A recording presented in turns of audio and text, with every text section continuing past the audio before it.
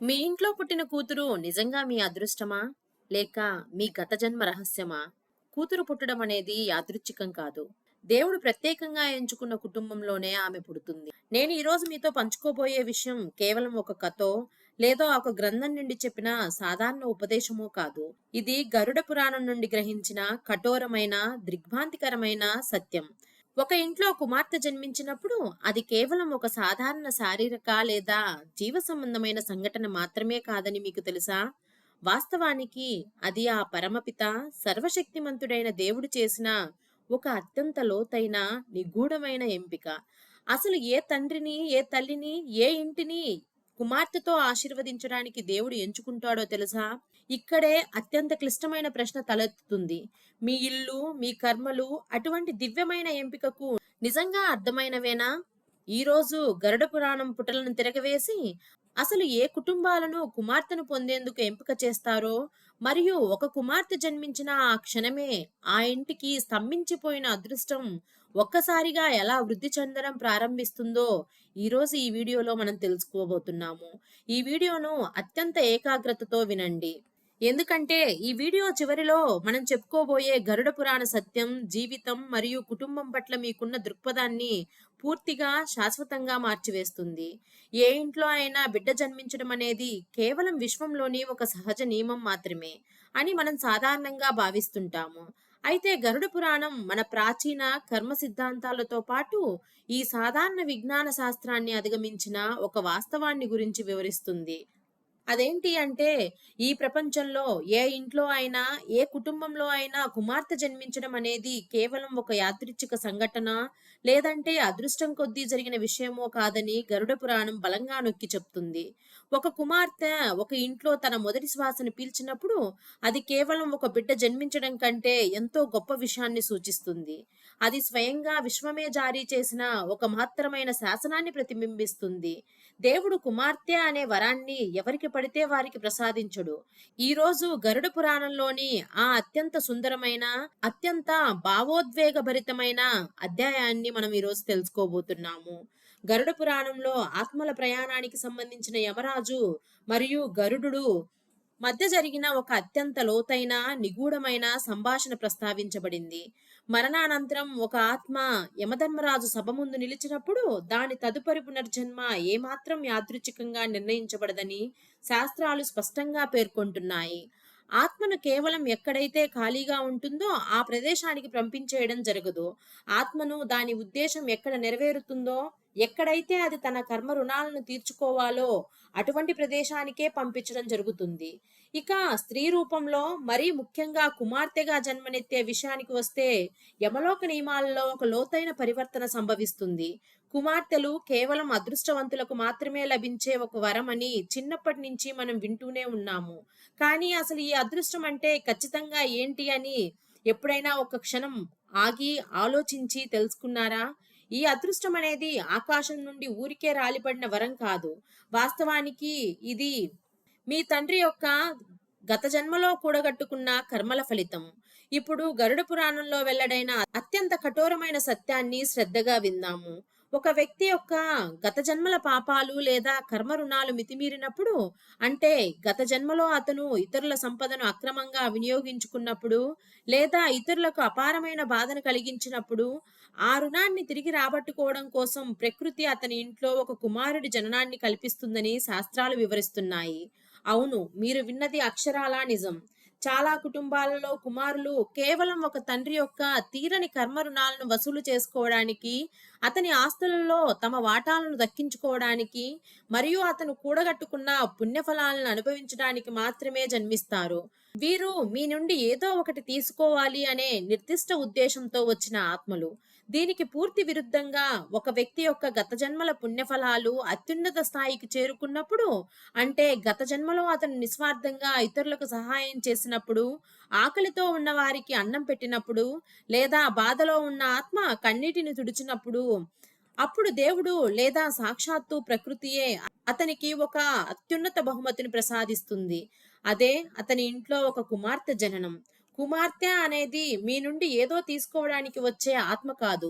దానికి భిన్నంగా తన సర్వస్వాన్ని మీకు అర్పించడానికి వచ్చే ఆత్మ. సరిగ్గా ఇదే కారణం చేతనే ఏ ఇంట్లోనైనా ఒక కుమార్తె జన్మించినప్పుడు ఆ ఇంటి శక్తిలో, ఆ ఇంటి వాతావరణంలోనే తక్షణమే ఒక లోతైన మరియు అద్భుతమైన పరివర్తన సంభవించడాన్ని మనం తరచుగా గమనిస్తూనే ఉంటాము. నిన్నటి వరకు కఠినంగా, చిరాకుగా ఉంటూ చిన్న విషయానికే తీవ్రంగా మండిపడే తండ్రి ఆ చిన్నారిని తన చేతుల్లోకి తీసుకున్న క్షణమే మైనంలా పూర్తిగా కరిగిపోతాడు.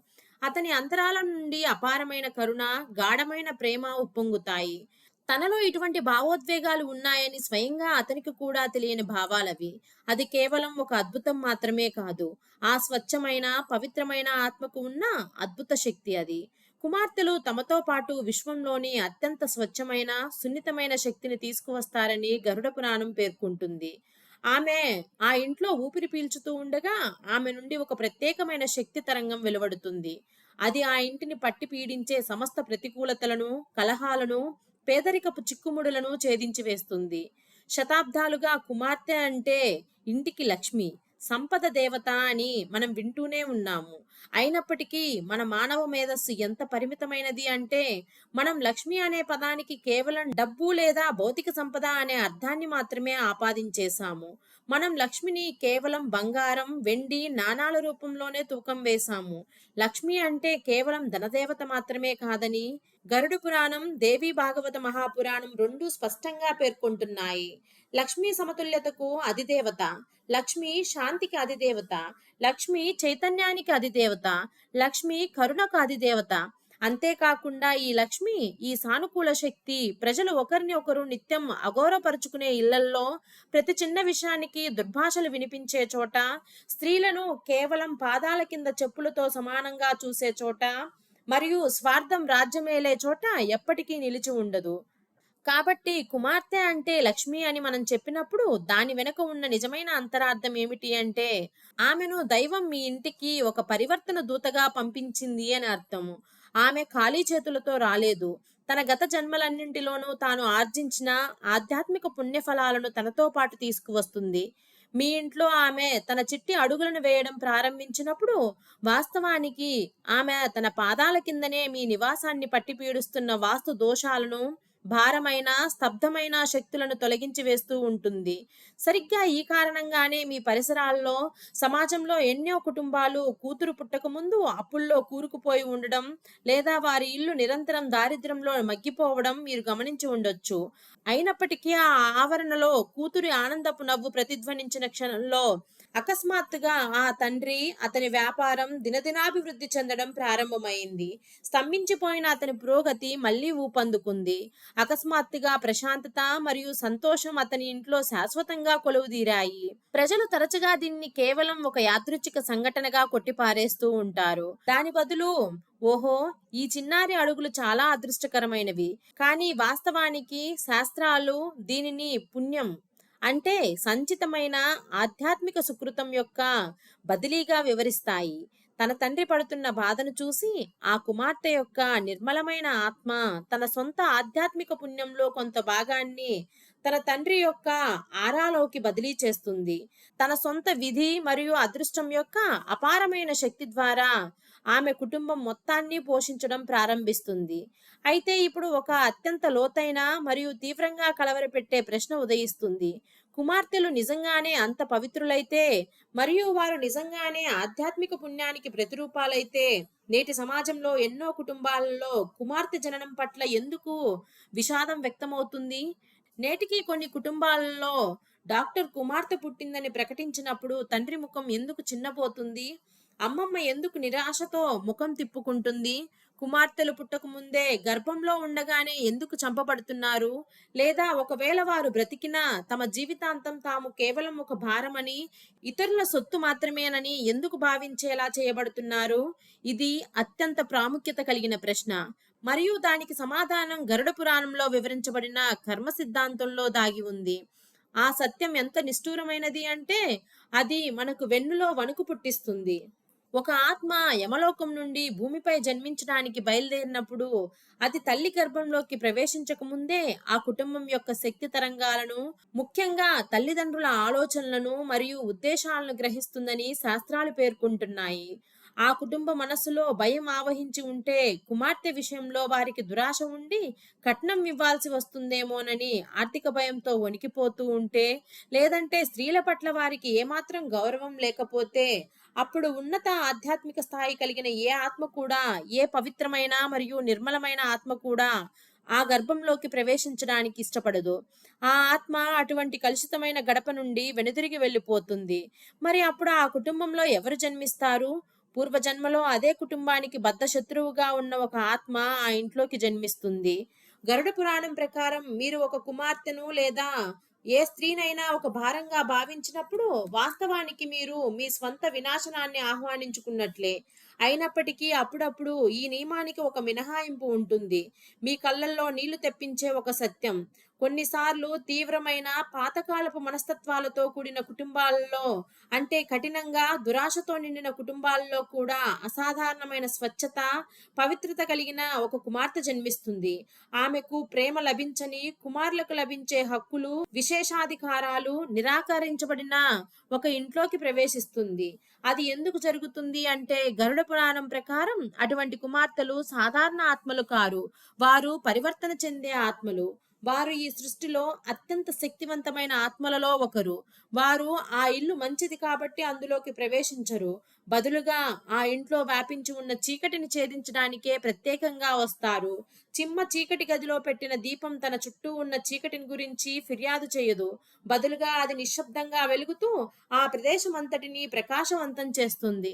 సరిగ్గా అదే విధంగా ఈ సౌమ్యమైన కుమార్తెలు తమ స్వభావం, చిరునవ్వులు, నిస్వార్థ ప్రేమ మరియు అచంచలమైన సంకల్పం ద్వారా ఒక కఠినమైన తండ్రి హృదయాన్ని మార్చేస్తారు. వారు కఠిన హృదయులైన తాతయ్య, బామ్మల దృక్పథాన్ని మారుస్తారు. వారు ఏమాత్రం మార్పు లేనిదిగా కనిపించే ఒక కుటుంబంలో జన్మిస్తారు. అయినా ఆ కుటుంబం యొక్క చైతన్యాన్ని, వారి ఆలోచన విధానాన్ని పెకిలించి వేసి దానికి సరికొత్త రూపాన్ని ఇస్తారు. ఆ కుటుంబానికి ఈ కుమార్తెలు ఒక పరీక్షగాను, ఒక వరంగాను ఉంటారు. ఇప్పుడు ఈ వీడియో ప్రారంభం నుండి మీరు ఎదురు చూస్తున్న అతి గంభీరమైన రహస్యాన్ని వినండి. ఈ రోజు మీ ఇంట్లో నివసిస్తున్న కుమార్తె, మిమ్మల్ని అంత ఆప్యాయంగా కౌగలించుకుంటున్న ఆ అమ్మాయి కేవలం యాదృచ్ఛికమేనా? మీరు గరుడ పురాణం లోతుల్లోకి వెళితే మరణానంతరం ఆత్మ ప్రయాణం అత్యంత క్లిష్టమైనదని మీరు కనుగొంటారు. ప్రతి జననం ఒక రుణం, ఒక అసంపూర్ణమైన బంధం.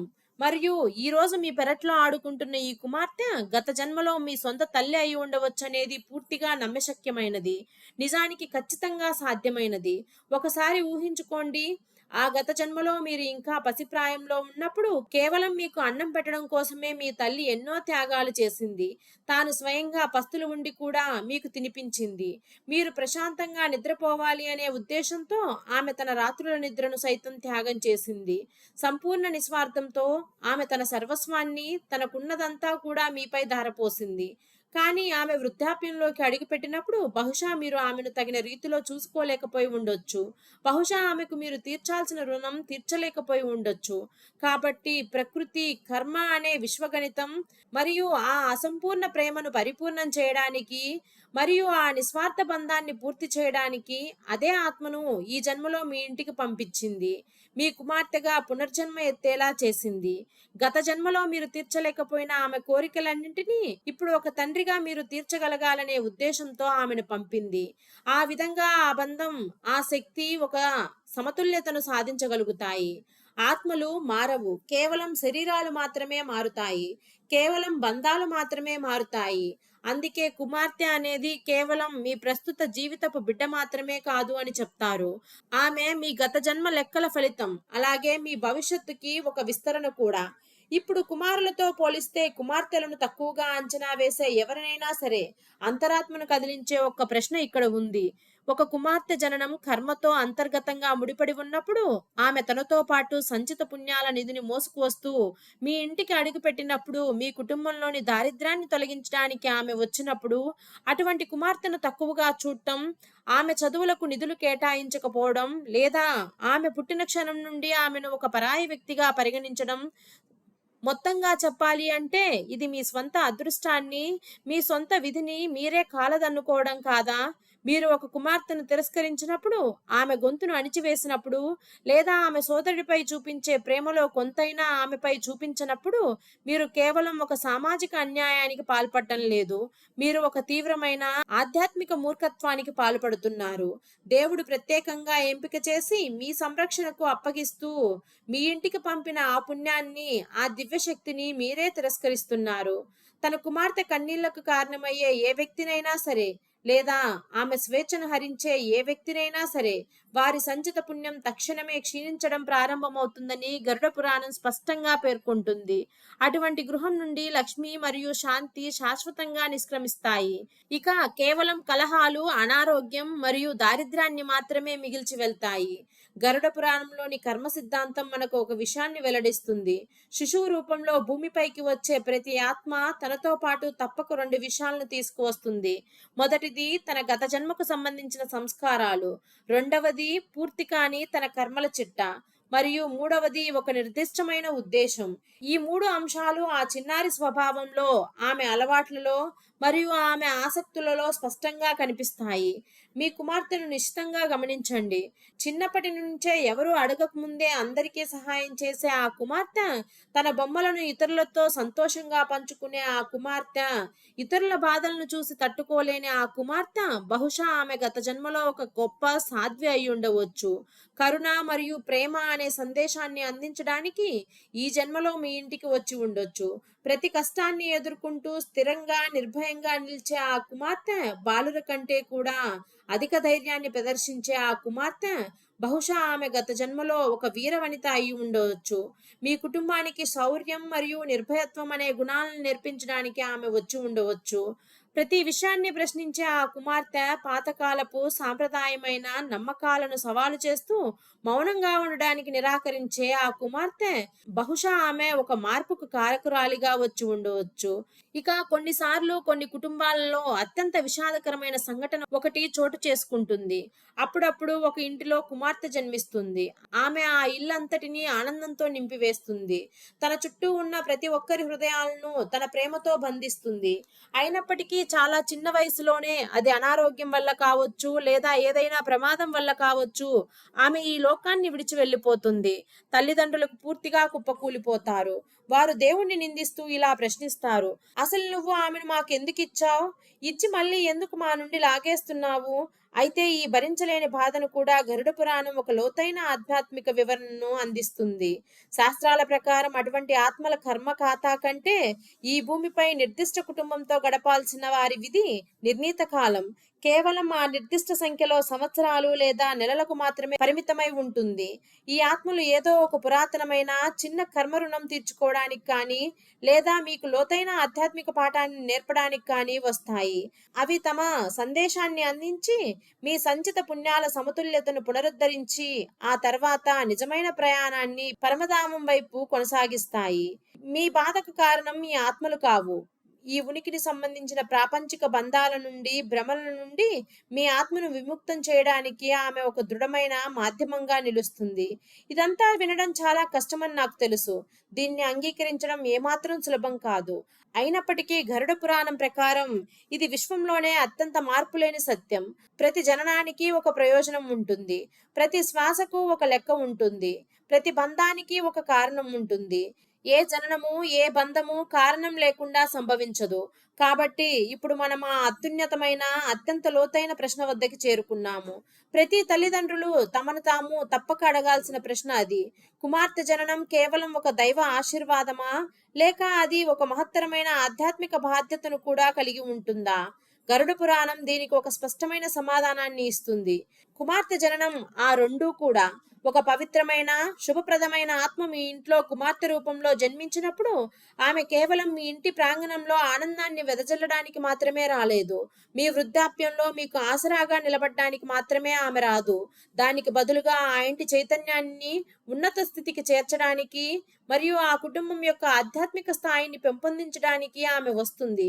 దీనికి ప్రతిఫలంగా ఆమెకు సాధ్యమైనంత అత్యుత్తమ విద్యను అందించడం ఆ కుటుంబానికి, ముఖ్యంగా ఆ తండ్రికి, అత్యంత ప్రధానమైన కర్మ బాధ్యతగా, పరమ విధిగా మారుతుంది. ప్రపంచంలోని ప్రతి దుష్టశక్తి నుండి, ప్రతి ప్రతికూల ప్రభావం నుండి అతను ఆమెను రక్షించాలి. అయినప్పటికీ రక్షణ పేరుతో అతను ఆమెను ఒక పంజరంలో బంధించకూడదు. అతను ఆమెకు స్వేచ్ఛని ప్రసాదించాలి. తన సొంత నిర్ణయాలను స్వయంగా తీసుకునే గౌరవాన్ని అతను ఆమెకు కల్పించాలి. ఒక కుమార్తెను ఇంట్లోకి ఎంత సంబరంతో ఆహ్వానించి ఆమె యుక్త వయసుకు చేరుకున్నాక సొంత సోదరుడికి ఉన్న హక్కులు కూడా ఆమెకు నిరాకరిస్తే, చివరికి ఆమె వెళ్లాల్సింది వేరే ఇంటికే కదా అనే నిర్లక్ష్యపు వ్యాఖ్యలతో ఆమె కలలను, విద్యా ఆశయాలను అణిచివేస్తే, లేదా ఆమె గొంతు వినిపించకుండా పోతే, అప్పుడు గరుడ పురాణం ప్రకారం ఆ ఇల్లు మరియు ఆ తండ్రి దైవం తమకు ప్రసాదించిన ఆ అద్భుతమైన ఆధ్యాత్మిక అవకాశాన్ని శాశ్వతంగా కోల్పోతారు. వారు తమ సొంత చేతులతోనే తాము ఆర్జించిన ఆధ్యాత్మిక పుణ్యరాశికి నిప్పు పెట్టుకున్న వారవుతారు. జన్మను స్వీకరిస్తున్న ఆత్మకు అది ఏ కుటుంబంలోకి అడుగు పెడుతుందో ఆ కుటుంబానికి మధ్య ఒక సూక్ష్మమైన పవిత్రమైన ఒప్పందం ఉంటుందని గరుడ పురాణం మనకు బోధిస్తుంది. ఆత్మ తనతో పాటు తన సహజమైన సద్గుణాలను, ఆధ్యాత్మిక యోగ్యతను తీసుకువస్తుంది. అదే సమయంలో ఆ ఆత్మ రెక్కలు ఎగిరిపోవడానికి కుటుంబం ఆకాశాన్ని, అనంతమైన విస్తరణను అందించే గంభీరమైన కర్తవ్యాన్ని స్వీకరిస్తుంది. ఈ సంబంధం కేవలం అన్నం, బట్టలు అందించే పనులకు అతీతమైనవి. ఇవి ప్రాథమికంగా ఆ ఆత్మ యొక్క ఆధ్యాత్మిక పరిణామం మరియు ఎదుగుదలకు సంబంధించినది. ఒక తండ్రి ఈ బాధ్యతను సంపూర్ణ చిత్తశుద్ధితో నెరవేర్చినప్పుడు ఆ ఇంట్లో పెరిగేది కేవలం ఒక కుమార్తె మాత్రమే కాదు, మొత్తం కుటుంబం యొక్క గమ్యం, వారి చైతన్యం మరియు వారి ఆధ్యాత్మిక స్థాయి ఉన్నతమవుతుంది. మరి ఈ రోజు ఆత్మ యొక్క రహస్యాలలోని ఈ ప్రయాణంలో మనం చాలా సుదీర్ఘమైన, లోతైన యాత్రను చేపట్టాము. గరుడ పురాణం కుమార్తె జననం కేవలం ఒక భౌతిక సంఘటన కాదని వెల్లడిస్తుంది. అది ఆత్మల యొక్క ఆ శాశ్వత ప్రయాణంలో ఒక అందమైన అధ్యాయం. కుమార్తెలు కేవలం సంతానం మాత్రమే కాదని, వారు సంస్కారాలకు, సద్గుణాలకు మరియు విలువలకు ప్రతిరూపాలని మనం తెలుసుకున్నాము. కూతురు కేవలం బంధం కాదు, ఆమె పేదరికాన్ని దహించి నాశనం చేసే దైవిక శక్తి. ఏ పుట్టుక యాదృచ్ఛికం కాదు. ప్రతి ఆత్మ తన పూర్వజన్మలో కూడగట్టుకున్న కర్మను అనుసరించి తన ఇంటిని ఎంచుకుంటుంది. ఇక కూతురు మీ ఇంటిని ఎంచుకున్నప్పుడు ఆమె తనతో పాటు ఒక అవకాశాన్ని తీసుకువస్తుంది. మీలోని ప్రేమను మేల్కొల్పే అవకాశం, మీ కఠినమైన మనస్తత్వాన్ని మార్చే అవకాశం, మరియు మీ కుటుంబాన్ని అంతర్గతంగా బలోపేతం చేసే అవకాశం.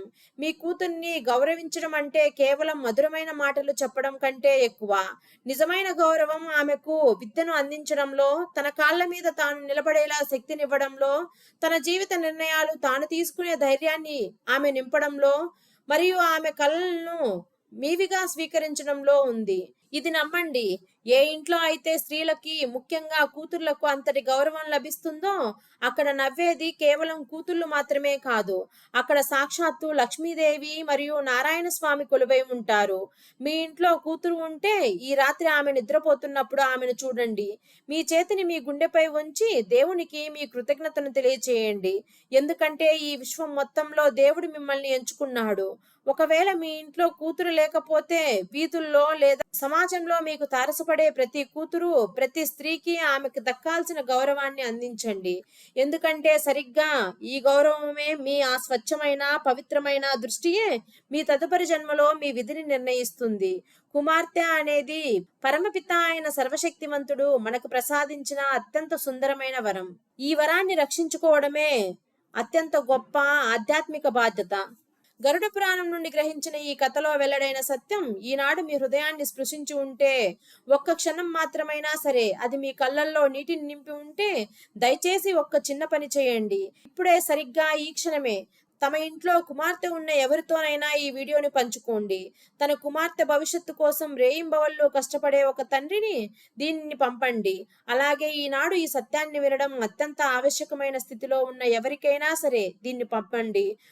మరీ ముఖ్యంగా క్రింది ఉన్న వ్యాఖ్యల విభాగంలో అత్యంత గర్వంతోనూ, మీ హృదయపూర్వక నిజాయితీతోనూ ఈ మాటలు రాయండి. నా కుమార్తె ఒక వరం. మీ సందేశం విశ్వంలోని దివ్య శక్తులకు చేరాలనే ఉద్దేశంతో ఇలా చేయండి. లోతైన ఆధ్యాత్మిక అంతర్దృష్టులను, జీవితాన్ని పరివర్తనం చేసే రహస్యాలను అన్వేషించే మీ ప్రయాణాన్ని నాతో కలిసి కొనసాగించడానికి జై సంహిత ఛానల్ని ఇప్పుడే సబ్స్క్రైబ్ చేసుకోండి. మిమ్మల్ని మీరు, అలాగే మీ ఇంట్లో ఉన్న కుమార్తెలను, సాక్షాత్తు లక్ష్మీదేవి స్వరూపాలైన వారిని ఎంతో జాగ్రత్తగా చూసుకోండి. శ్రీమన్నారాయణుడు మీ ఇంటిని సదా ఆనందంతో నింపి ఉంచుగాక.